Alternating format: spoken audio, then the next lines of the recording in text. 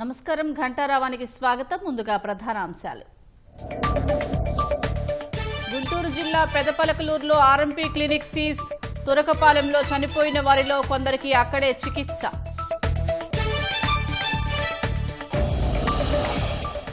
Anantapuram సభతో YCP మూతపడినట్లేనన్న Gottipati. Jagan మళ్లీ అధికారంలోకి రావటం కలేనని వ్యాఖ్య. రాయలసీమలోని పలు ప్రాంతాల్లో భారీ వర్షం, రోడ్లు జలమయం, వాహనదారుల తీవ్ర ఇబ్బందులు.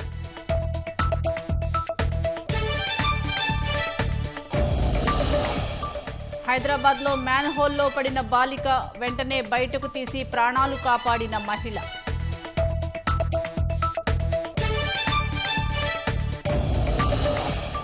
నేపాల్ ఖైదీలు భారత్లోకి చొరబడుతుండటంతో సైన్యం అప్రమత్తం. ఇప్పటి వరకు 35 మంది అరెస్ట్.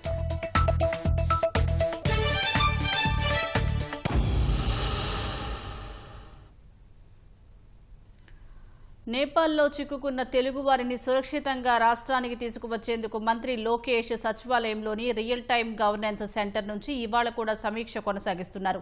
నిరంతర పర్యవేక్షణ కృషి ఫలిస్తుండటంతో సిమికోట్లో చిక్కుకున్న 12 మందిని ప్రత్యేక విమానంలో అధికారులు ఉత్తరప్రదేశ్ బోర్డర్ సమీపంలో ఉన్న నేపాల్ గంజ్ ఎయిర్పోర్టుకు తరలించారు.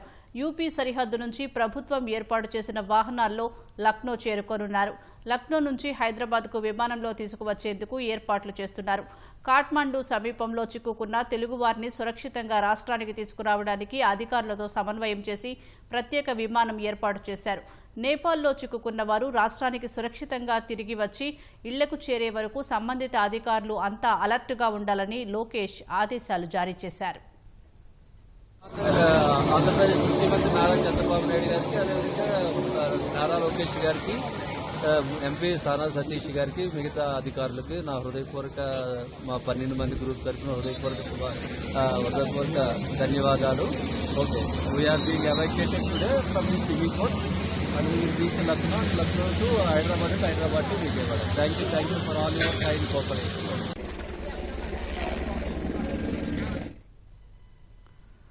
రాష్ట్రంలో భారీగా ఐఎఫ్ఎస్లను బదిలీ చేస్తూ ప్రభుత్వం ఉత్తర్వులు జారీ చేసింది. పర్యావరణ అభివృద్ధి కార్పొరేషన్ ఎండీగా కె రాజేంద్ర ప్రసాద్ను నియమించింది.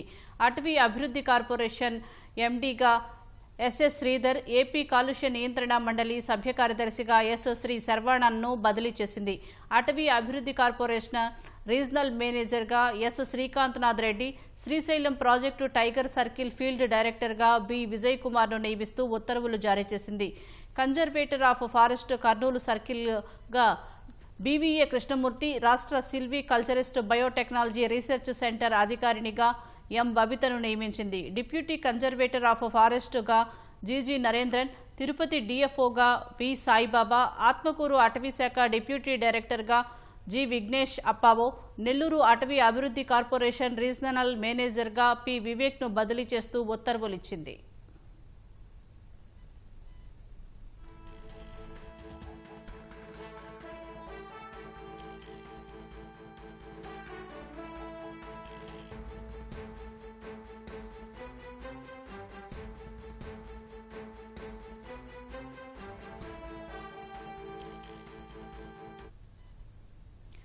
ఉమ్మడి కర్నూలు జిల్లాలో రాత్రి నుంచి భారీ వర్షం కురుస్తోంది. పలు మండలాల్లో ఎడతెరిపి లేని వానలతో లోతట్టు ప్రాంతాల్లోకి నీరు చేరింది. కర్నూలు, హాలహర్వి, కౌతాళం, ఎమ్మిగనూరు, దేవనకొండ, గోనెగండ్ల, పత్తికొండ, ఆస్పరి, డోన్, కోడుమూరు, గూడూరు, పెద్దకడుబూరు, మంత్రాలయం, మహానంది మండలాల్లో వర్షం పడుతోంది.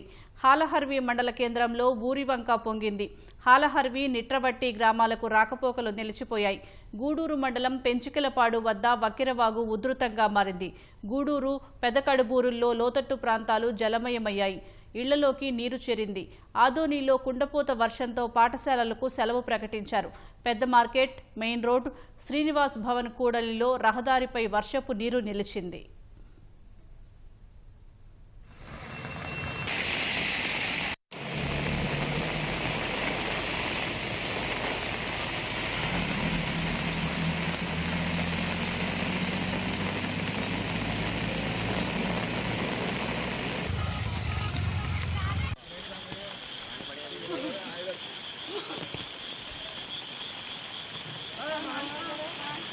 तमाशा जरा हटना।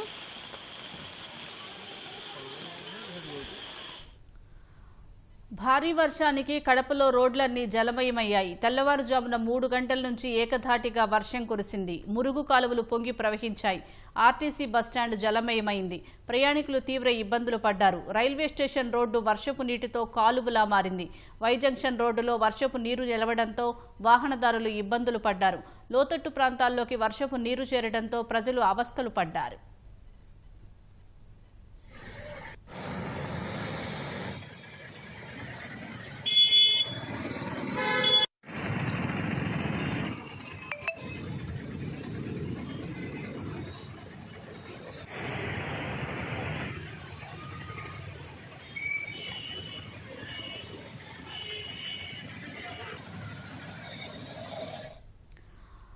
అనంతపురం జిల్లా ఉరవకొండ నియోజకవర్గంలో కురిసిన భారీ వర్షానికి వాగులు ఉధృతంగా ప్రవహిస్తున్నాయి. ఉరవకొండ, విడపనకల్లు, వజ్రకరూరు మండలాల్లో గత రాత్రి భారీ వర్షం కురిసింది.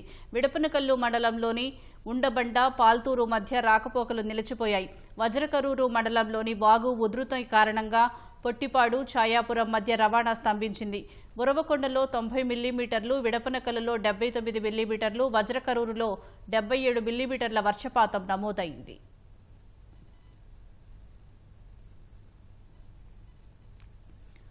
భారీ వర్షానికి అల్లూరు జిల్లా మాడుగుల మండలంలోని కుంబిడిసింగి వెళ్లే మార్గంలో రాళ్లగెడ్డ పొంగింది. కుంబిడిసింగి సమీప గ్రామస్తులు రేషన్ బియ్యం తీసుకునేందుకు గద్దెరాయి డిఆర్ డిపోకు వెళ్లారు. వాగు పొంగడంతో తిరిగి ఇళ్లకు వెళ్లేందుకు తీవ్ర ఇబ్బందులు పడ్డారు. కొందరు తాడు సాయంతో వాగు దాటారు. మరికొంతమంది తాడు సాయంతో వాగు దాటలేక అక్కడే పడిగాపులు కాస్తున్నారు. వర్షం పడినప్పుడల్లా తీవ్ర ఇబ్బందులు పడుతున్నామని, వంతెన నిర్మించాలని స్థానికులు కోరుతున్నారు. వెళ్ళాలంటే కూడా గడ్డ ఉంది, ముంగట వెళ్ళాలంటే కూడా గడ్డవే ఉంది. ఇటు అటు కాక మధ్యలో ఉన్నాము. ఇప్పుడు ఎక్కడ ఉండాలో కూడా మాకు తెలియట్లేదు, మాకేం తోచట్లేదు. పిల్లలతో పెద్దవాళ్ళు కూడా ఉన్నారు. ఊరి గ్రామస్తులంతా కూడా ఇక్కడ రైస్కి వచ్చి ఉండిపోయింది సార్. డయేరియా ప్రబలిన విజయవాడ న్యూ రాజరాజేశ్వరిపేటలో మెడికల్ క్యాంపును డీఎంహెచ్ఓ సుహాసిని పరిశీలించారు. వాంతులు, విరోచనాలతో కొంతమంది నిన్న అడ్మిట్ అయ్యారని తెలిపారు. విజయవాడ ప్రభుత్వ ఆసుపత్రిలో 38 కేసులు ఉన్నాయన్నారు. ఇప్పటికీ 20 కేసులను రికవరీ చేసి డిశ్చార్జ్ చేశామన్నారు. 10 బృందాలు సర్వే నిర్వహిస్తున్నాయని డీఎంహెచ్ఓ పేర్కొన్నారు. ఆర్ఆర్పేటలో ఉన్న కేసులను గుర్తించి వైద్యం అందిస్తున్నామన్నారు. ప్రజలు ఆందోళన చెందాల్సిన అవసరం లేదన్నారు. డయేరియా కేసులు ఎక్కువ ఉన్న ఏరియాల్లో 20 తాగునీటి నమూనాలను సేకరించి ల్యాబ్కు పంపించామన్నారు. ఆర్ఆర్పేట మనకి నిన్న నైట్ ఒక 8 కేసులు గవర్నమెంట్ జనరల్ హాస్పిటల్లో లేట్ నైట్ అడ్మిట్ అవ్వడం జరిగిందండి. ఆ తర్వాత మార్నింగ్ ఒక 2 కేసులు అడ్మిట్ అవ్వడం జరిగింది. తెలియగానే ఇక్కడ మెడికల్ ఆఫీసర్ టీము అందరం కలిసి ఇక్కడ ఫీల్డ్ కూడా సర్వే చేస్తున్నాము. ఆ 10 మంది కూడా బాగా స్టేబుల్గానే ఉన్నారు, ఎటువంటి ప్రాబ్లం లేదు. అట్లనే ఇక్కడ ఎవరన్నా కానీ ఏదైనా నీరసంగా ఉన్నా కూడా, ఒకవేళ డయేరియా ఉన్నా కూడా ఇక్కడ ఒక 6 బెడ్స్తో ఈ స్కూల్లో మేము ఒక మినీ మెడికల్ క్యాంప్ లాగా మేము కండక్ట్ చేస్తున్నామండి. ఈ ఏరియాలో వాటర్ శాంపిల్స్ కూడా తీసి పంపించడం జరిగింది. ఎవరు కూడా పానిక్ అవ్వాల్సిన అవసరం లేదు. మనం అందరూ కూడా సిచ్యువేషన్ అంతా కూడా స్టేబుల్గా ఉంది. డయేరియా బాధితులు విజయవాడ జీజీహెచ్లో చికిత్స పొందుతున్నారు. డయేరియా ప్రబలటం, అధికారుల చర్యలపై మరింత సమాచారం మా ప్రతినిధి సూర్యారావు ప్రత్యక్ష ప్రసారం ద్వారా అందిస్తారు.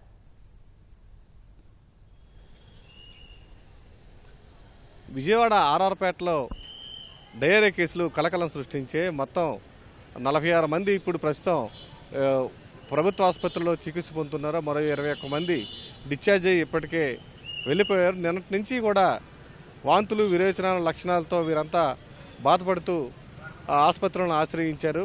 మొత్తం మీద ఎందుకు ఈ ఘటన జరిగింది, దీనికి కారణమైన ఏంటనేది ఇప్పుడు ప్రస్తుతం అధికారులు అలాగే మంత్రులు కూడా క్షేత్రస్థాయిలో పర్యటించి పరిశీలిస్తున్నారు.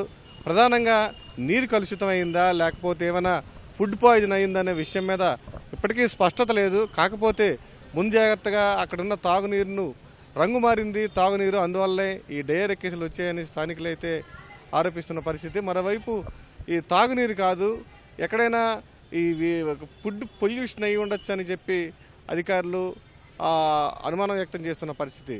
మొత్తం మీద అయితే ఆర్ఆర్పేటలో ప్రస్తుతం అక్కడ వైద్య శిబిరాన్ని ఏర్పాటు చేశారు. అలాగే మొత్తం అక్కడున్న వైద్య చికిత్సలన్నీ కూడా స్థానికంగా అందిస్తున్నారు కొంతమందికి. మిగతా వారిని అయితే మాత్రం విజయవాడ ప్రభుత్వ ఆసుపత్రికి నిన్నటి నుంచి తరలిస్తున్నారు. చాలామంది ఇప్పటివరకు కూడా క్యాజువాలిటీని మనం చూడొచ్చు. 46 మంది వరకు కూడా చికిత్స పొందుతున్నారు. వారికి అవసరమైన ఐవీ ఫ్లూయిడ్స్ మిగతా మందులన్నీ కూడా వైద్యులు అందిస్తున్నారు. ఇట్టి పరిస్థితుల్లో కూడా వీరికి మెరుగైన వైద్యం అందించాలని కూడా మంత్రి సత్యకుమార్ రాత్రే ఆదేశించారు. అలాగే ప్రస్తుతం ఈ ఉదయం మంత్రి నారాయణ అలాగే స్థానిక ఎమ్మెల్యే బోండా ఉమామహేశ్వరరావు కూడా ఆర్ఆర్పేట ప్రాంతాన్ని 57వ డివిజన్ని సందర్శించి అక్కడ పరిస్థితులను సమీక్షించారు. ఎందువల్ల ఈ వాటర్ పొల్యూషన్ అయ్యింది, ఇంతమందికి ఒకేసారి ఎలా వ్యాపించింది అనే అంశం మీద ఆరా తీశారు. మొత్తం మీద అధికారులను కూడా కలిసి మాట్లాడారు. ఏ విధంగా దీన్ని ఈ కేసెస్ని మనం రిస్ట్రిక్ట్ చేయాలి, ఈ కారణం ఏంటి అనే విషయం మీద ఇప్పటికే వాళ్ళు సమీక్ష నిర్వహించారు. మొత్తం మీద అయితే మొదటిసారి నిర్వహించిన పరీక్షల్లో ఎలాంటి లోపం కనిపించలేదు తాగునీటిలో. రెండోసారి కూడా ఎక్కడైనా డ్రైనేజీలో ఎక్కడైనా మురికి కాలువలో కలిసే చోట ఏమైనా పొల్యూట్ జరుగుతుందా అనే విషయాన్ని కూడా ఆరా తీస్తున్నారు. ప్రస్తుతం కూడా ఆ దిశగానే అధికారులు చర్యలు చేపడుతున్నారు. ప్రస్తుతం అయితే మొత్తం 46 మంది ఆసుపత్రులు జీజీహెచ్లో కానీ అక్కడ ఆర్ఆర్పేటలో స్థానికంగా స్కూల్లో ఏర్పాటు చేసిన శిబిరంలో కానీ చికిత్స పొందుతున్నారు. వాంతులు విరేచనాలతో వీరు బాధపడుతుండగా ప్రభుత్వం అలాగే అధికారులు కూడా వీరందరికీ కూడా సపర్యలు చేపడుతుంది. వైద్య చికిత్సలు అయితే వేగంగా అందుతున్నాయి. మొత్తం మీద మంత్రి నేరుగా వచ్చి నారాయణ వచ్చి అధికారులను అప్రమత్తం చేశారు. మరోవైపు అక్కడ పరిస్థితిని ఎప్పటికప్పుడు సమీక్షిస్తూ ఎలాంటి ముందస్తు జాగ్రత్తలు తీసుకోండి, ప్రభుత్వం అండగా ఉంటుందని బాధితులకు ధైర్యం నింపే ప్రయత్నం చేశారు నారాయణ. మొత్తం మీద ఈ ఆర్ఆర్పేట డయేరియా కేసు కారణం ఏంటనేది తేల్చే పనిలో యంత్రాంగం అలాగే అధికారులు ఉన్నారు. తాగునీరు కలుషితమైంది అయితే లేక ఫుడ్ పాయిజన్ అయిందనే విషయం అయితే ఇంకా తేలాల్సి ఉంది. మరోవైపు ఇక్కడ ఒకరు చనిపోయారు, ఇద్దరు చనిపోయారు అనే వదంతులు అయితే వ్యాపిస్తున్నాయి. వీటిని అధికారులు పూర్తిగా ఖండించారు. ఎవరు కూడా చనిపోలేదు, ఇక్కడ ప్రాణ నష్టం ఏమీ జరగలేదు. కేవలం చికిత్స పొందిన తర్వాత ఇంటికి డిశ్చార్జ్ అవుతున్నారు తప్ప సమర్థవంతంగా మందులు వైద్య చికిత్సలు అయితే కొనసాగుతున్నాయి. ఎవరో భయపడాల్సిన పని లేదు, ఆందోళన చెందాల్సిన లేదని కూడా వైద్యులు అధికారులు చెప్తున్న పరిస్థితి. ఇది ఇక్కడ తాజా పరిస్థితి. కెమెరామెన్ నరేష్తో సూర్య, ఈటీవీ న్యూస్, విజయవాడ. ధన్యవాదాలు సూర్యారావు. సూపర్ 6 సూపర్ హిట్ సభకు ప్రజలు పెద్ద ఎత్తున మద్దతు పలికి జగన్కు దిమ్మ తిరిగే సమాధానమిచ్చారని మంత్రులు గొట్టిపాటి రవికుమార్, డోలా శ్రీ బాల వీరాంజనేయ స్వామి అన్నారు. వచ్చే ఎన్నికల్లో వైసీపీ డకౌట్ ఖాయమని మంత్రి డోలా బాల వీరాంజనేయ స్వామి అన్నారు. రాష్ట్రంలో ఇక వైసీపీకి భవిష్యత్తు లేదని జగన్కి అర్థమైందని, ఆ అసహనంతోనే ఏవేవో మాట్లాడుతున్నారని మండిపడ్డారు. అన్ని హామీలు ఏడాదిలోనే అమలు చేశామని గుర్తు చేశారు.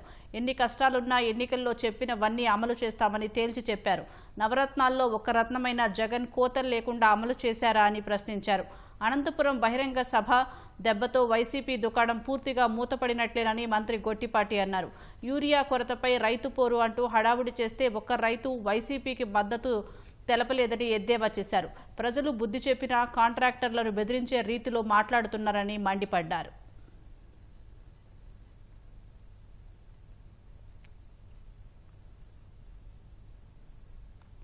ప్రజా సమస్యలు తెలుసుకొని వాటిని పరిష్కరించేందుకే రాష్ట్రంలో చాయ్ పే చర్చ కార్యక్రమం నిర్వహిస్తున్నామని బీజేపీ రాష్ట్ర అధ్యక్షుడు మాధవ్ అన్నారు. అనకాపల్లిలో నిర్వహించిన చాయ్ పే చర్చ కార్యక్రమంలో ఎంపీ సీఎం రమేష్తో కలిసి ఆయన పాల్గొన్నారు. ప్రజలను అడిగి స్థానిక సమస్యలు తెలుసుకున్నారు. ప్రజలకు అవసరమైన అన్ని సౌకర్యాలు కల్పిస్తామన్నారు. జీఎస్టీ గురించి మనం అడగల తగ్గించమని ప్రధానమంత్రి గారు సామాన్య ప్రజల కష్టాలు చూసి దీపావళి కరెక్ట్గా ఉండాలని చెప్పేసి ఆయన జీఎస్టీ తగ్గించారు కదా.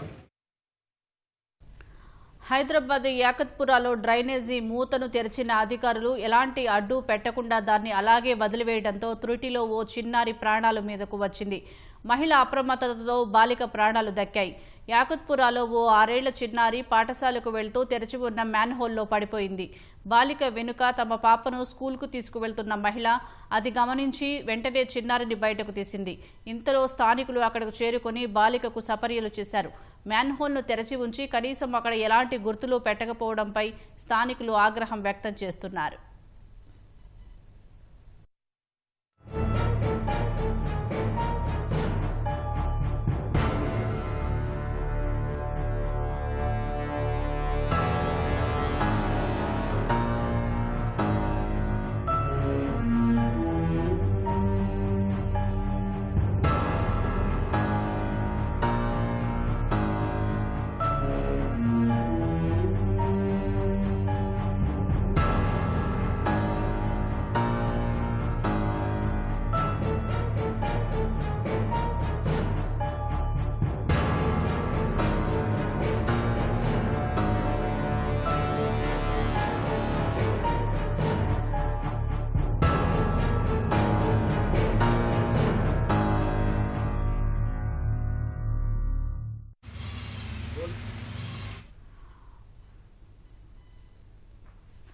నేపాల్లో ఘర్షణల వేళ జైళ్ల నుంచి తప్పించుకున్న ఖైదీలు భారత్లోకి చొరబడుతుండటంతో భద్రతా దళాలు అప్రమత్తమయ్యాయి. ఇప్పటి వరకు 35 మంది నేపాల్ ఖైదీలను ఎస్ఎస్బీ దళాలు అరెస్టు చేశాయి. అరెస్టైన వారిలో 22 మందిని ఉత్తరప్రదేశ్లోని భారత్ నేపాల్ సరిహద్దుల్లో అదుపులోకి తీసుకోగా 10 మందిని బీహార్లో అరెస్టు చేశారు. మరో 3 బెంగాల్లో అరెస్టు చేశారు. ఈ సంఖ్య మరింత పెరిగే అవకాశం ఉందని అధికారిక వర్గాలు తెలిపాయి. నేపాల్లోని వివిధ జైళ్ల నుంచి 7,000 మందికి పైగా ఖైదీలు తప్పించుకున్నట్లు ఇంతకుముందు ఆ దేశ ఆర్మీ ప్రకటించింది. నేపాల్లో ఖైదీలు పరారవుతుండటంతో అప్రమత్తమైన భారత్ సరిహద్దుల్లో భద్రతను కట్టుదిట్టం చేసింది. అనుమానితులను అదుపులోకి తీసుకుని భద్రతా దళాలు విచారణ చేస్తున్నాయి.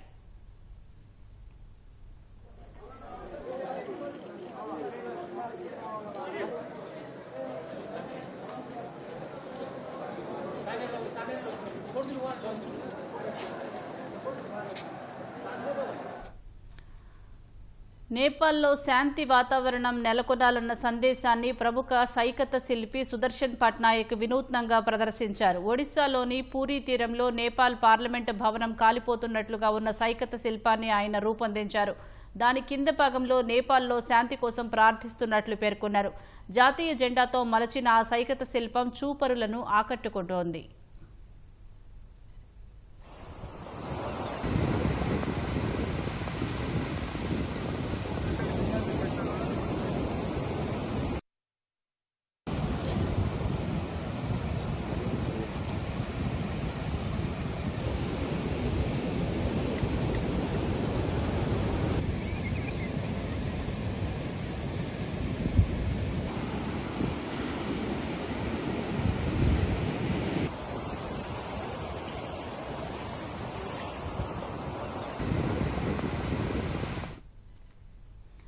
దేశంలో భారీ కుట్రకు ప్రణాళిక రచిస్తున్న ఉగ్రవాద మాడ్యూల్ను ఛేదించిన ఢిల్లీ పోలీసులు నిన్న 2 ఉగ్రవాదులను అరెస్టు చేయగా తాజాగా మరో 3 అరెస్టు చేశారు. వీరిలో ఢిల్లీలో 2, మధ్యప్రదేశ్, హైదరాబాద్, జార్ఖండ్ నుంచి ఒక్కొక్కరిని అదుపులోకి తీసుకున్నారు. ముష్కరుల నుంచి ఐఈడీలు తయారీకి వాడే వస్తువులను స్వాధీనం చేసుకున్నారు. దేశీయంగా తయారు చేసిన పిస్టల్, లైవ్ మందుగుండు సామాగ్రి, హైడ్రోక్లోరిక్ ఆమ్లం, నైట్రిక్ ఆమ్లం, సల్ఫర్ పౌడర్, వైర్లు, ఎలక్ట్రానిక్ సర్క్యూట్లు, ల్యాప్టాప్లు, ఫోన్లు, నగదును స్వాధీనం చేసుకున్నారు. ఈ ముష్కరులకు పాకిస్తాన్తో సంబంధాలు ఉన్నట్లు గుర్తించారు. సామాజిక మాధ్యమాల ద్వారా పాకిస్తాన్లో ఉన్న హ్యాండర్లతో సంప్రదింపులు జరుపుతున్నట్లు అధికారిక వర్గాల ద్వారా తెలుస్తోంది.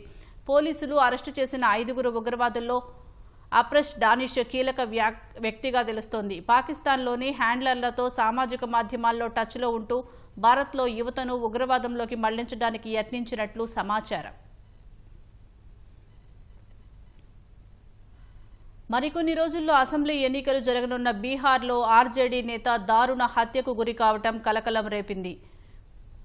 రాఘోపూర్ నియోజకవర్గం నుంచి ఆర్జేడీ తరపున పోటీకి సిద్ధమైన రాజ్ కుమార్ రాయ్ని గుర్తు తెలియని వ్యక్తులు కాల్చి చంపారు. చిత్రగుప్తంలోని మున్నాచక్ ప్రాంతంలో ఈ హత్య జరిగినట్లు పోలీసులు తెలిపారు. బుధవారం రాత్రి గుర్తు తెలియని వ్యక్తులు బైక్పై వచ్చి అతి సమీపం నుంచి రాయ్పై కాల్పులు జరిపారని, అనంతరం అక్కడ నుంచి పరారయ్యారని చెప్పారు.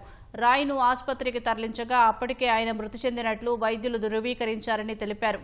హత్య జరిగిన ప్రాంతంలో 6 బుల్లెట్ షెల్స్ లభ్యమయ్యాయని పోలీసులు తెలిపారు. దీనిపై కేసు నమోదు చేసుకుని సీసీటీవీ దృశ్యాలను పరిశీలిస్తున్నట్లు వెల్లడించారు. భూ వివాదమే ఈ హత్యకు కారణమని ప్రాథమిక దర్యాప్తులో వెల్లడైందన్నారు.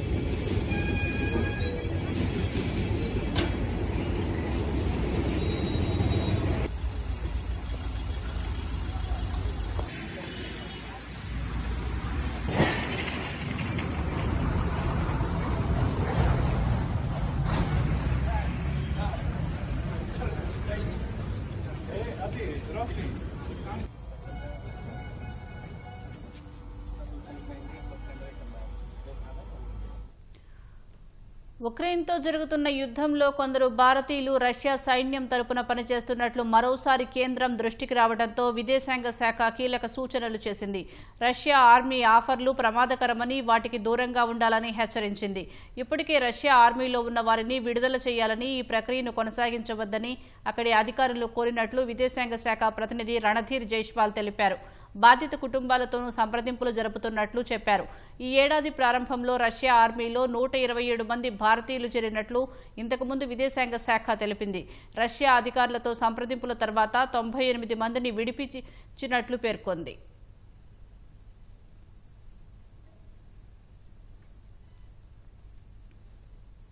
ఇండోనేషియాలోని బాలి, తూర్పు నుసా టెంగారా ప్రావిన్స్లలో వరద ప్రభావం తగ్గడంతో శిథిలాల తొలగింపు పనులు కొనసాగుతున్నాయి. వరదల వల్ల విధ్వంసానికి గురైన గ్రామాల్లో ఎవరైనా శిథిలాల కింద చిక్కుకుని ఉండవచ్చన్న అనుమానంతో గాలింపు కొనసాగుతోంది. భారీ వర్షాల వల్ల సోమవారం ఇండోనేషియాలోని బాలి, తూర్పు నుసా టెంగారా ప్రావిన్స్లలో వరద బీభత్సం సృష్టించింది. పలుచోట్ల కొండచర్యలు విరిగిపడ్డాయి, చెట్లు విరిగి నేలకొరిగాయి. వరదల వల్ల సంభవించిన వివిధ ప్రమాదాల్లో 15 మంది ప్రాణాలు కోల్పోయారు, మరో 10 మంది గల్లంతయ్యారు.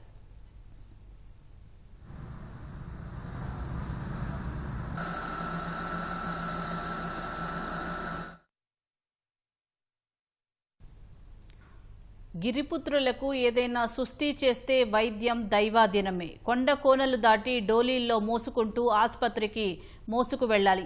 వ్యయ ప్రయాసలు కోర్చి సమీపంలోని పెద్దాసుపత్రులకు తీసుకువెళ్లాలి.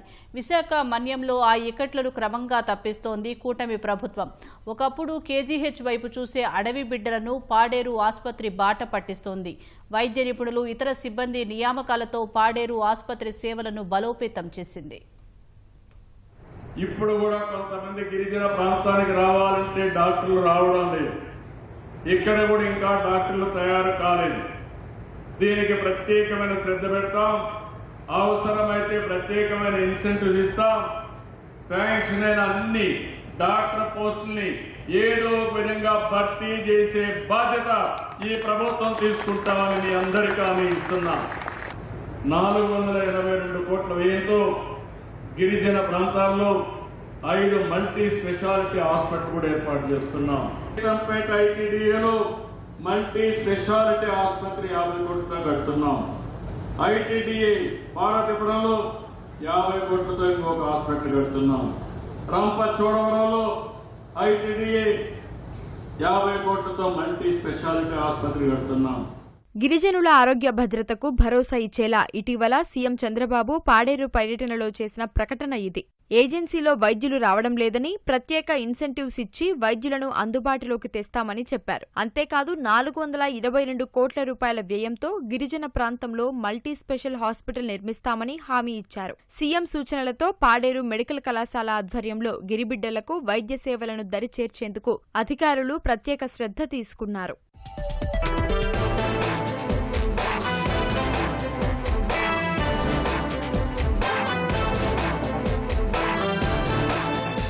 పాడేరు మెడికల్ కళాశాలలో సీనియారిటీ ఉన్న వైద్య నిపుణులను నియమించారు. వారి ఆధ్వర్యంలో అధునాతన సాంకేతికతతో సర్జరీలు చేశారు. కడుపు నొప్పితో బాధపడిన బాలికకు, మరో వ్యక్తికి లాప్రోస్కోప్ విధానంతో విజయవంతంగా శస్త్రచికిత్సలు చేశారు. రోగులు 2 రోజుల్లో కోలుకుని క్షేమంగా ఇంటికి వెళ్లారు. ఏ కష్టమొచ్చినా విశాఖ కేజీహెచ్ కు వెళ్లేవారిమన్న గిరిజనులు ఇప్పుడు పాడేరులోనే సర్జరీ చేయడం పట్ల హర్షం వ్యక్తం చేస్తున్నారు.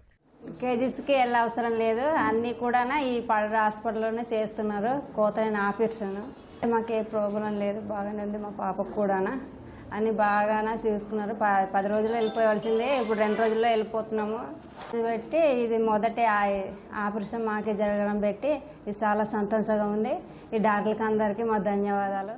లాప్రోస్కోప్తో రోగులు తక్కువ సమయంలోనే రికవరీ అవుతున్నారని వైద్యులు చెబుతున్నారు. అడ్వాన్స్ టెక్నాలజీతో భవిష్యత్తులో మేజర్ సర్జరీలు చేస్తామన్నారు. Paderu medical college, government medical college వచ్చిన తర్వాత ఈ హాస్పిటల్లో ఇంప్రూవ్మెంట్కి మా ప్రిన్సిపల్ గారు, సూపరింటెండెంట్ గారు అందరిని ఎంకరేజ్ చేస్తూ ఉన్నారు.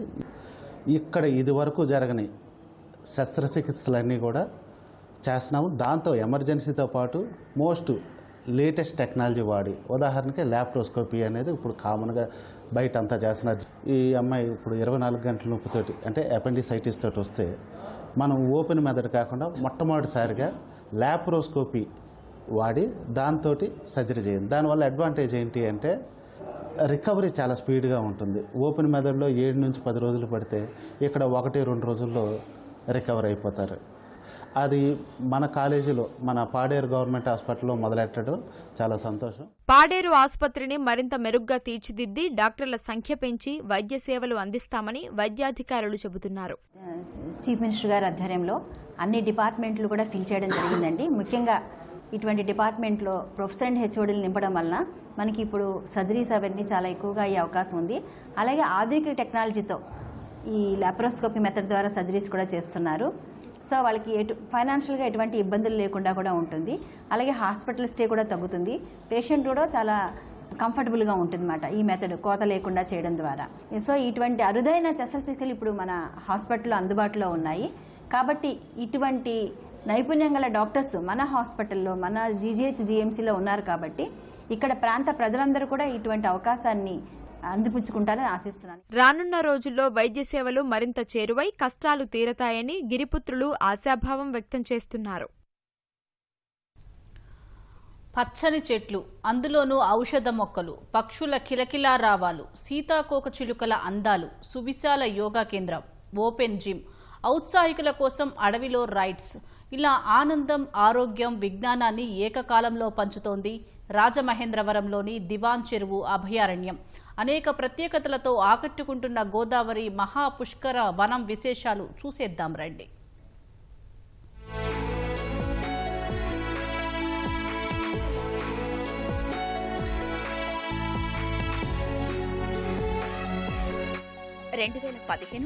గోదావరి పుష్కరాల గుర్తుగా రాజమహేంద్రవరంలోని దివాన్ చెరువు అభయారణ్యంలో సీఎం చంద్రబాబు ఆదేశాలతో మహాపుష్కర వనాన్ని ఆవిష్కరించారు.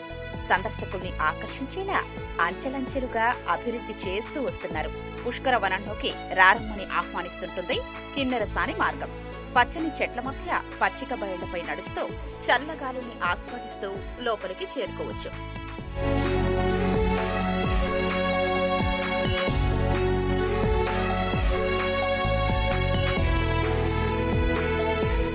ఇక్కడ చిల్డ్రన్ ప్లే ఏరియాలోని జారుడు బల్లలు, ఊయలలు, ఇతర సౌకర్యాలు ఆట విడుపునకు ఆలవాలమైతే, పక్కనే ప్రత్యేకంగా ఏర్పాటు చేసిన సాహస పార్క్ చిన్నారులకు థ్రిల్ అందిస్తోంది.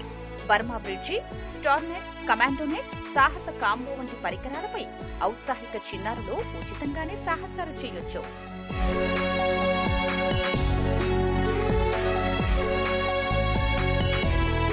కళ్లను కాస్త అటుపక్కకు తిప్పితే దట్టమైన అటవీ ద్వారం ఆహ్వానిస్తోంది. ఇట్స్ టైమ్ ఫర్ అడ్వెంచర్ అంటూ వివిధ రకాల బైక్స్ స్వాగతం పలుకుతాయి. 2 కిలోమీటర్ల మేర ఏర్పాటు చేసిన ట్రాక్ లో యువత బైక్ రైడ్స్ ను ఆస్వాదిస్తున్నారు.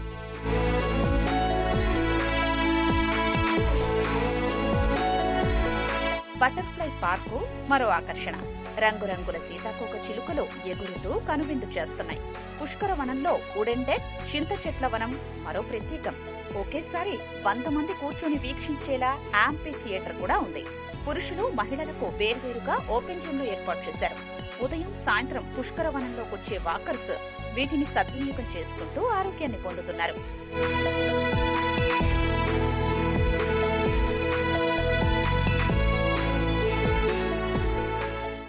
విభిన్న అనుభూతులు పంచుతున్న Pushkaravanam wedding shoots, birthday party destination గా మారిపోయింది. ప్రకృతి రమణీయతను కెమెరాల్లో బంధిస్తూ జ్ఞాపకాల్ని పదిలం చేసుకుంటున్నారు. త్వరలోనే 15 సెల్ఫీ పాయింట్లు, సందర్శకులు దుస్తులు మార్చుకునేందుకు డ్రెస్సింగ్ రూమ్లు ఏర్పాటు చేయనున్నారు. నేను ఇక్కడ పుష్కరవనం గురించి ఫోటోషూట్ కోసం వచ్చానండి. ఇక్కడ చాలా వాతావరణం చాలా బాగుందండి. ఇక్కడ ఫొటోస్ కూడా చాలా బాగా వస్తున్నాయి. ఇక్కడ ఆక్సిజన్ ఏంటి, ఇంక అన్ని విధాలా చాలా సౌకర్యాలు చాలా బాగున్నాయండి. పచ్చదనం చాలా బాగుందండి. నేను ఫోటోగ్రాఫర్ని. ఇక్కడ గత ఒక 4-5 సంవత్సరాల నుంచి ఇక్కడ ఫొటోస్ తీయడం జరుగుతుంది. నేను ప్రతి ఒక్క కస్టమర్ కూడా ఇక్కడే నేను సజెస్ట్ చేస్తూ ఉంటాను. ఎందుకంటే ఇక్కడ చాలా అనుగుణమైన వాతావరణం ఉంటుంది. ట్రెడిషనల్గా తీసుకుంటే చాలా అందంగా ఉంటుంది. ఇక్కడ ప్రీ వెడ్డింగ్ షూట్ చేయడానికి కానీ, పోస్ట్ వెడ్డింగ్ షూట్ చేయడానికి కానీ, చిన్నపిల్లల బర్త్డే షూట్లు చేయడానికి కానీ ఇక్కడ చాలా అనువుగా ఉంటుంది. సందర్శకులకు ఆనందాన్ని కాదు, విజ్ఞానాన్ని పంచుతోంది పుష్కరవనం. 75 రకాల రీసెర్చ్ ప్లాంట్స్ తో మెడిసినల్ గార్డెన్ ఉంది. 535 రకాల చెట్లు, 460 రకాల తీగజాతి మొక్కలున్నాయి. 43 రకాల వెదురు మొక్కలు ఉంచారు. సముద్ర జంతువుల అవశేషాలతో కోరింగా మెరైన్ మ్యూజియము ఉంది. ఇక్కడ కాలేజీ స్టూడెంట్స్కి, పిల్లలకి, కింద విద్యార్థులకి నేను చెప్పేది ఒకటే మనవి. మా నగరవనంలో మెడిసినల్ గార్డెన్ ఉంది. తర్వాత రకరకాల వృక్షాలు ఉన్నాయి. తర్వాత వాళ్ళు విజ్ఞానం పెంచుకోవడానికి తర్వాత కోరింగి మెరైన్ మ్యూజియం కూడా ఉందండి అందుబాటులో. అందుకని వాళ్ళకి 50% రాయితీ ఇస్తే మేము వాళ్ళకి ఓన్లీ విద్యార్థులకి, స్టూడెంట్స్, పిల్లలకే మేము చేస్తున్నామండి. అంచేత ఈ సద్వినియోగం చేసుకోవాల్సిందిగా విద్యార్థులందరినీ, పరిసరాల్లో ఉన్న కాలేజీ వాళ్ళందరూ కూడా మేము కోరుకుంటున్నాం. 2027 గోదావరి పుష్కరాల నాటికి మరిన్ని సౌకర్యాలపై దృష్టి పెట్టారు. వర్చువల్ సఫారీ, కృత్రిమ వాటర్ ఫాల్ ఏర్పాటు చేసే సందర్శకుల సంఖ్య మరింత పెంచుతామని అధికారులు అంటున్నారు. వచ్చే పుష్కరాల నాటికి సందర్శకులకు మనకి ఎక్కువ సౌకర్యాలని మనం అందుబాటులోకి తీసుకువచ్చే విధంగా ప్రణాళికలు తయారు చేస్తున్నాము. తర్వాత కొంత స్టేయింగ్ ఫెసిలిటీ కూడా ఇక్కడ అరేంజ్ చేద్దామని చెప్పేసి ఉన్నతాధికారుల ఆదేశాల మేరకు మేము ప్రణాళికలు తయారు చేస్తున్నాము. ఆర్టిఫిషియల్ వాటర్ ఫాల్ కూడా ఒకటి మేము ప్లాన్ చేస్తున్నాము. మనం ఈ అడ్వెంచర్ యాక్టివిటీస్, జిప్ లైన్స్, తర్వాత ఇలాంటివన్నీ పెట్టడానికి ప్లాన్ చేస్తున్నాము. వర్చువల్ సఫారీ అని ఒకటి ప్లాన్ చేస్తున్నామండి. అంటే మనకి స్పెక్టికల్స్ ఒకటి ఉంటుంది. సో అది పెట్టుకుంటే మనం ఏఆర్ స్పెక్టికల్స్, మనము వెహికల్లో కూర్చుంటాము. సో మనం అది పెట్టుకుని వెళ్తూ ఉంటుంటే మనము అడవిలో వెళ్తూ ఉంటాము. అడవి పక్కనున్న అడవే మనకు కనిపిస్తూ ఉంటుంది. దాంట్లో జంతువుల్ని మనం యానిమేట్ చేసి చూపిస్తాం. సో వాళ్ళు ఒక అడవిలో జంతువులను చూస్తున్న అనుభూతి కలుగుతుంది. సో అది కూడా మేము ఆల్రెడీ ఇప్పుడు అభివృద్ధి చేస్తున్నారు. సాఫ్ట్వేర్ దశలో ఉంది. త్వరలోనే మనం మన నగరవనం పార్క్లో దాన్ని ప్రారంభిస్తామండి. మిజోరాం రాష్ట్ర వాసుల దశాబ్దాల కల నెరవేరింది. తమ ప్రాంతానికి రైళ్లు ఏర్పాటు చేయాలన్న ఎన్నో ఏళ్ల నాటి వారి కోరిక సాకారమైంది. ఈశాన్య రాష్ట్రాల అభివృద్ధి కోసం రైల్వే లైన్ నిర్మించాలన్న ప్రధాని మోదీ సంకల్పంతో అసాధ్యం సుసాధ్యమైంది. మిజోరాం రాజధాని ఐజ్వాల్ వరకు కొండలు, లోయలను అనుసంధానిస్తూ భారీ రైల్వే లైన్ను రైల్వే శాఖ నిర్మించింది. అధునాతన టెక్నాలజీతో నిర్మించిన ఈ సరికొత్త రైల్వే లైన్ను ఈ నెల 13న ప్రధాని జెండా ఊపి ప్రారంభిస్తారు. ఏకంగా 8,000 కోట్ల రూపాయలకు పైగా నిధులు వెచ్చించి 51 కిలోమీటర్లకు పైగా రైల్వే లైన్ నిర్మించారు. మిజోరాం సర్వతోముఖాభివృద్ధి సహా భారత రక్షణ వ్యవస్థ బలోపేతానికి ఈ రైల్వే లైన్ ఎంతో ఉపయోగపడుతుందని చెబుతున్న దక్షిణ మధ్య రైల్వే సిపిఆర్ఓ శ్రీధర్తో మా ప్రతినిధి వెంకటరమణ ముఖాముఖి. దేశంలో వెనుకబడిన ఈశాన్య రాష్ట్రాల అభివృద్ధి కోసం కేంద్ర ప్రభుత్వం ప్రత్యేకంగా చర్యలు తీసుకుంటుంది. ఆ ప్రాంతాలను ప్రత్యేక హోదా, ప్రత్యేక ప్యాకేజీలు ఇస్తే ఇప్పటివరకు వైద్య విద్యా రంగంలో అభివృద్ధి చేస్తున్నటువంటి కేంద్ర ప్రభుత్వం అదే సమయంలో రవాణా రంగం అభివృద్ధిపైన దృష్టి పెట్టి ప్రత్యేకంగా కోట్ల రూపాయలు వెచ్చించి అధునాతన అత్యాధునిక సాంకేతికతతో రైల్వే లైన్లను ఏర్పాటు చేసింది. రైళ్లను అందుబాటులోకి తీసుకురావడం ద్వారా అభివృద్ధి చేయాలని చెప్పేసి సంకల్పించి దీనికోసం 11 ఏళ్ల పాటు అహర్నిశలు శ్రమించి 1,000 కోట్ల రూపాయలు ఖర్చు పెట్టి అధునాతన రైల్వే లైన్ను మిజోరాం రాష్ట్రానికి తీసుకువచ్చింది. దీనికి సంబంధించి క్లిష్టమైనటువంటి పరిస్థితుల్లోనూ 51 కిలోమీటర్ల మేర రైలు లైన్ను పూర్తి చేయడం, దానికి ఎలా టెక్నాలజీ ఉపయోగించారు, దానికోసం ఎలా కష్టపడ్డారు, దానివల్ల ఎలాంటి ప్రయోజనాలు ఉంటాయి అనేటువంటి విషయాన్ని మనతో పాటు దక్షిణ మధ్య రైల్వే సిపిఆర్ఓ శ్రీధర్ గారు ఉన్నారు. వారిని అడిగి పూర్తి విషయాలు తెలుసుకుందాం. సార్, మిజోరాం రాష్ట్రానికి సంబంధించి రైల్వే లైన్ను ఏ ప్రాంతాల మధ్య వేయడం జరిగింది, వాటి యొక్క ప్రత్యేకతలు ఏంటి? ఇప్పుడు మనం చూస్తున్నది బీర్బాయ్ అండ్ సాయిరంగ్ స్టేషన్స్ మధ్యలో 51 కిలోమీటర్స్ మేర కొత్త రైల్వే లైన్ నిర్మించడం జరిగింది. ఇప్పటి వరకు ఈ మిజోరాం రాష్ట్రంలో ఈ సిల్చార్ నుంచి, అస్సాం నుంచి బీర్బాయ్ వరకు 5 కిలోమీటర్స్ మేరనే రైల్వే లైన్ ఉండేది. అది ఇప్పుడు 50 కిలోమీటర్ల మేర ఎక్స్టెండ్ అయ్యి సాయిరంగ్ అంటే మిజోరాం రాష్ట్ర రాజధాని అయిన ఐజ్వాల్ వరకు వేయడం జరిగింది. ఈ పనులన్నీ కూడా 2014లో శంకుస్థాపన చేసి పనులు ప్రారంభించారు. ఇప్పుడు 2025లో అంటే 11 సంవత్సరాల తర్వాత పనులన్నీ పూర్తయి ఎల్లుండి ప్రధానమంత్రి చేతుల మీదుగా జాతికి అంకితం చేయబడతా ఉంది. భౌగోళికంగా ఈ ప్రాంతం అనేది, ఈ మిజోరాం రాష్ట్రం అనేది చాలా డిఫరెంట్గా ఉంటుంది. మొత్తము లోయలు ఉంటాయి, అలాగే ఎత్తైన పర్వతాలు ఉంటాయి. వాటి మధ్య ఈ రైల్వే లైన్ను ఎలా నిర్మించారు, వాటి ఎన్ని టన్నెల్ను అలాగే ఎన్ని బ్రిడ్జ్లను నిర్మించారు? అదే ఈ మిజోరాం అంతా కూడా మనకి హిమాలయన్ పర్వతాల పరిధిలోకి వస్తాయి. ఈ పర్వత శ్రేణుల మధ్యలో కొండలు, గుట్టలు, లోయలు, వాగులు, వంకలు, అలాగే ఫారెస్ట్ వీటి మధ్యలో ఉంటుంది. ఇక్కడ ఈ రైల్వే లైన్ నిర్మించడం అన్నది అతి క్లిష్టమైన పని. మీరు చెప్పినట్టుగానే ఈ 51 కిలోమీటర్లలో దాదాపు 150కి పైగా మేజర్ బ్రిడ్జెస్, మైనర్ బ్రిడ్జెస్ నిర్మించడం జరిగింది. అలానే ఇప్పుడు చూస్తున్నట్టు మనకి ఫ్రీక్వెంట్గా టన్నల్స్ వస్తున్నాయి. ఇలా 48 టన్నల్స్ను కూడా నిర్మించారు. దీంట్లో ఒక బ్రిడ్జ్ వచ్చేసి 114 మీటర్ల ఎత్తైన బ్రిడ్జ్. ఇది భారతదేశంలోనే 2వ అతి ఎత్తైన రైల్వే బ్రిడ్జ్. అలాగే 1 కిలోమీటర్ మేర డిస్టెన్స్ ఉన్న రైల్వే బ్రిడ్జ్ను నిర్మించడము, దాదాపు 2 కిలోమీటర్ల డిస్టెన్స్తో ఒక టన్నెల్ని నిర్మించడము ఈ ప్రాజెక్టులో విశిష్టతతో ఉన్నది. 51 కిలోమీటర్లు నిర్మించడానికి నార్మల్గా మైదాన ప్రాంతంలో అయితే ఒక 2 సంవత్సరాలు లేదా మహా అయితే 3 సంవత్సరాల లోపే పూర్తవుతాయి. ఇక్కడున్న ఈ క్లిష్ట పరిస్థితుల్లో ఈ టన్నెల్స్, బ్రిడ్జెస్ కట్టడము, అలాగే మీరు అన్నట్టు ఈ టోటల్గా ఈ లెంత్ త్రూఅవుట్ లెంత్ అంతా కూడా మనకు లోయలు, కొండలు ఉండడము, ముఖ్యంగా మనకి ఇక్కడ కన్స్ట్రక్షన్ మెటీరియల్ అవైలబుల్ లేకపోవడం ఒక పెద్ద హ్యాంపరింగ్ ఫ్యాక్టర్. అంటే మనకు ముఖ్యంగా శాండ్ అయి ఉండొచ్చు, స్టోన్ చిప్స్ అయి ఉండొచ్చు, సిమెంట్, ఐరన్, దీనికి సంబంధించినవి వేరే దగ్గర నుంచి తీసుకురావాల్సి వచ్చింది. అలాగే అతి ముఖ్యమైన కన్స్ట్రక్షన్లో లేబర్స్ ఉంటారు. ఆ లేబరర్స్ కూడా ఇక్కడ లోకల్గా అవైలబుల్ లేకపోవడం వల్ల బీహార్, బెంగాల్ నుంచి, ఇతరత్ర రాష్ట్రాల నుంచి వారిని తీసుకురావడం జరిగింది.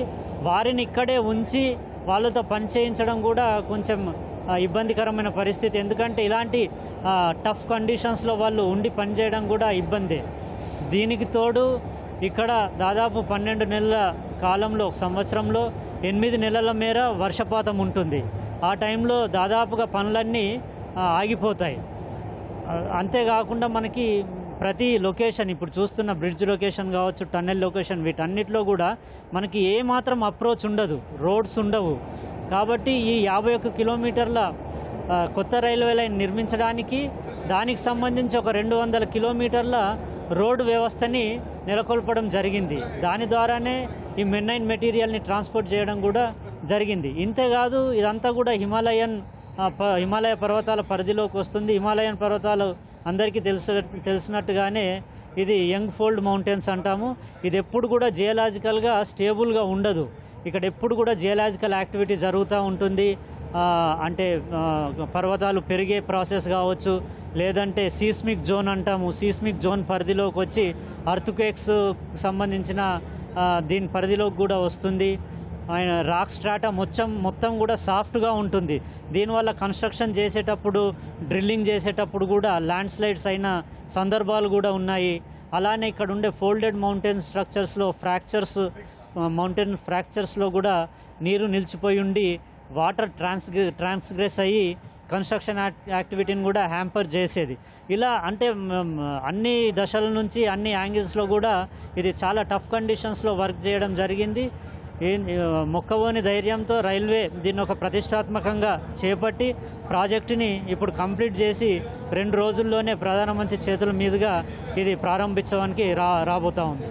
ప్రధానంగా ఈ రైల్వే లైన్ అందుబాటులోకి రావడంతో ప్రత్యేకించి మిజోరాం రాష్ట్ర ప్రజలకు కావచ్చు, పర్యాటకులకు కానీ ఎలాంటి ప్రయోజనాలు ఉంటాయి?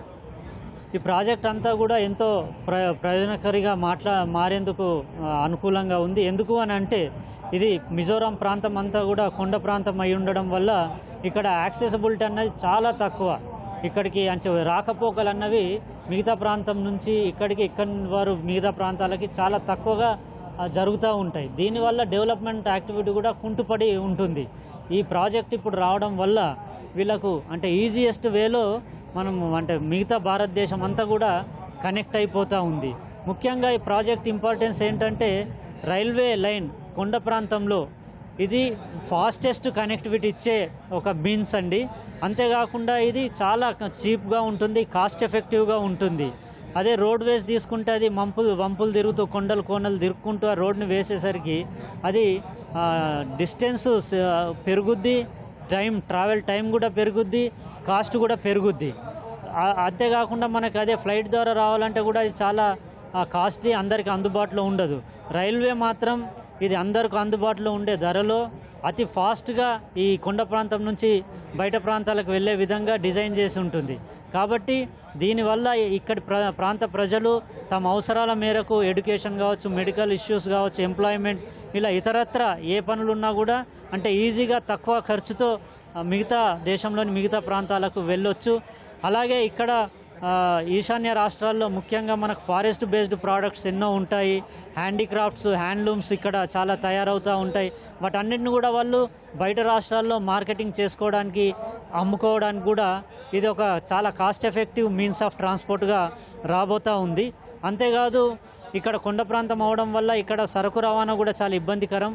ఇక్కడ నిత్యావసర వస్తువులు కావచ్చు, మిగతా కమోడిటీస్ అన్నీ కూడా చాలా కాస్ట్లీ ఉంటాయి. ట్రాన్స్పోర్ట్ కాస్ట్ ఎక్కువ ఉండడం వల్ల ఈ రైల్వే లైన్ రావడం వల్ల డైరెక్ట్గా అంటే భారతదేశంలో మిగతా ప్రాంతాల నుంచి, ఢిల్లీ వైపు నుంచి కావచ్చు, బాంబే వైపు నుంచి, ఇటు చెన్నై, హైదరాబాద్ వైపు నుంచి కానీ చాలా రకాల కమోడిటీస్ ఇక్కడికి ఈజీగా ట్రాన్స్పోర్ట్ అవుతాయి. అది ఆనియన్సే కావచ్చు, లేదంటే రైస్ కావచ్చు, వీట్ కావచ్చు, షుగరు, సాల్ట్, ఇలా నిత్యావసర సరుకులు అన్నీ కూడా అంటే చాలా తక్కువ టైంలో, తక్కువ కాస్ట్తో అవన్నీ కూడా ఈ కొండ ప్రాంతానికి ట్రాన్స్పోర్ట్ చేసే అవకాశం ఉంది. దానివల్ల ఓవరాల్గా ఇక్కడ నిత్యావసర సరుకుల రేట్లు కూడా చాలా తగ్గి ప్రజలకు అందుబాటు ధరలో కూడా రాబోతూ ఉన్నాయి. ఇవన్నీ కూడా ఇక్కడ ఇంత కన్స్ట్రక్షన్ జరగడము, ఈ ట్రైన్స్ రావడము, వీటి వల్ల ఎకనామిక్ యాక్టివిటీ కూడా ఇంప్రూవ్ అవుద్ది. ఇండస్ట్రియలైజేషన్ కూడా అయ్యే ఛాన్స్ ఉంది. ముఖ్యంగా ఇది టూరిజం చాలా స్కోప్ ఉన్న రాష్ట్రాలు ఈశాన్య రాష్ట్రాలు. ఈ మిజోరాం వరకు చూస్తే ఇది అంటే బోటాబోటీగానే టూరిజం ఇప్పటివరకు డెవలప్ అయి ఉంది.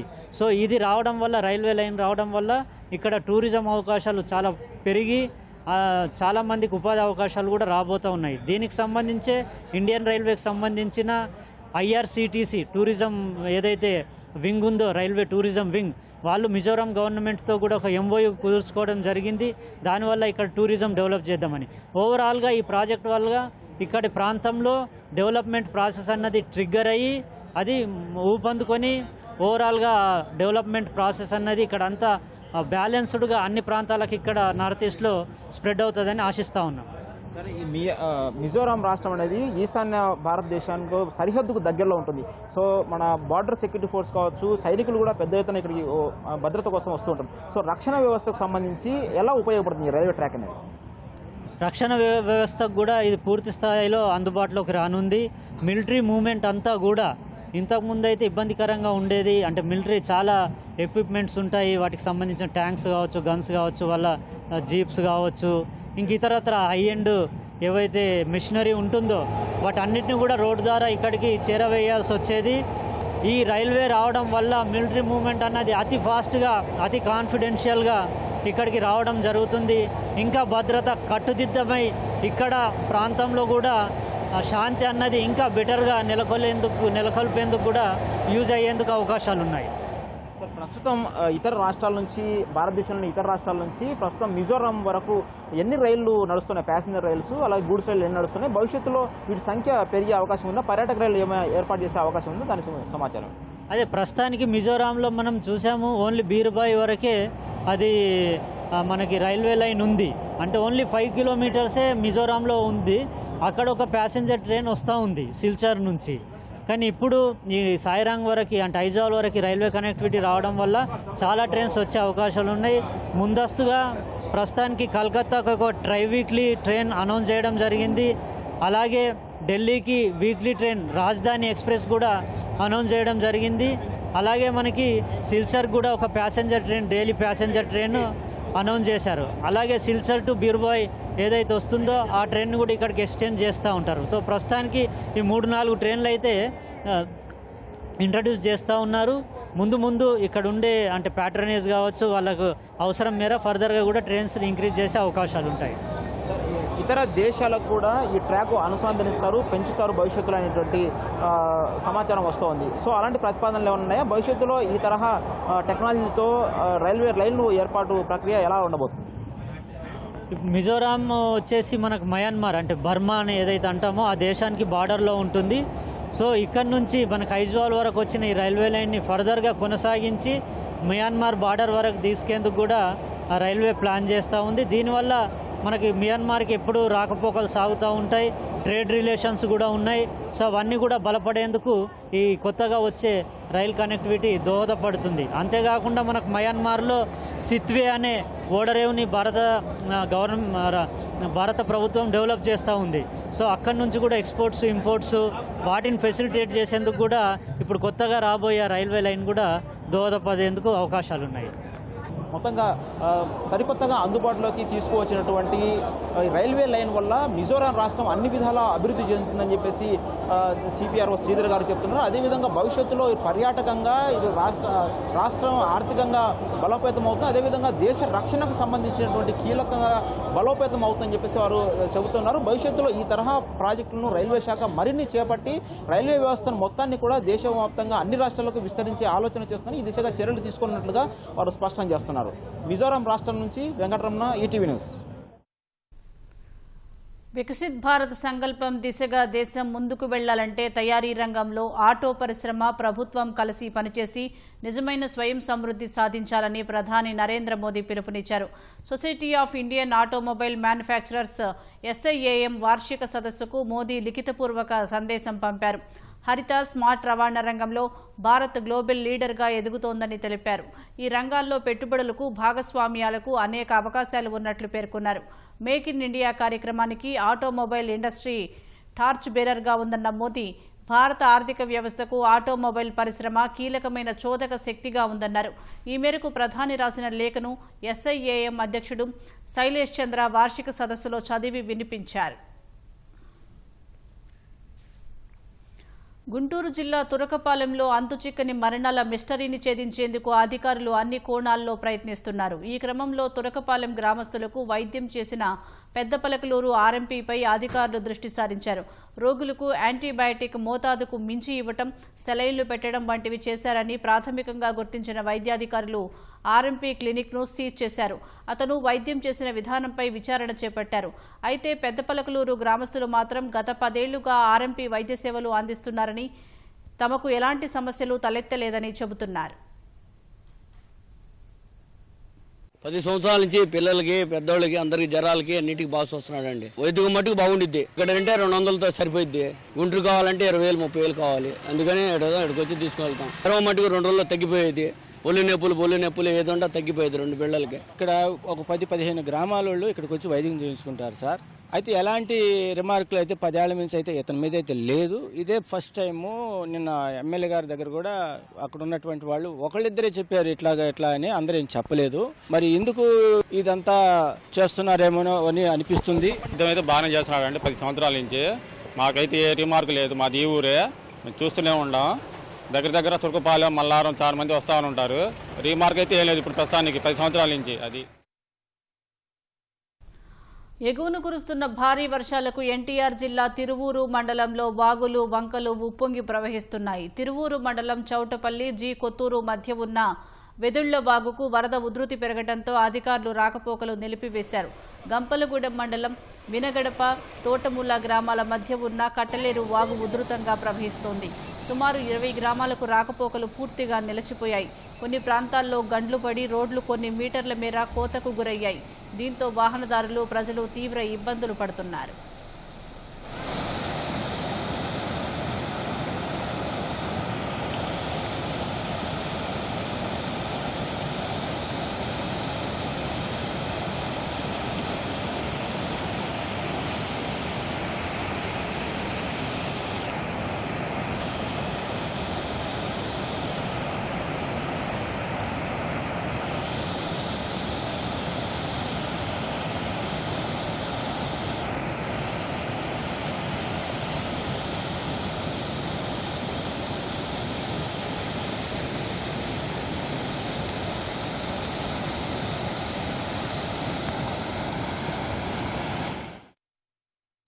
NTR జిల్లా ఇబ్రహీంపట్నం మండలం జూపూడి పేలుడు ఘటనలో కీలక పరిణామం చోటు చేసుకుంది. మందుగుండు సరఫరా చేసే బాపులపాడు మండలం అనుముల గ్రామానికి చెందిన సత్యనారాయణను పోలీసులు అదుపులోకి తీసుకున్నారు.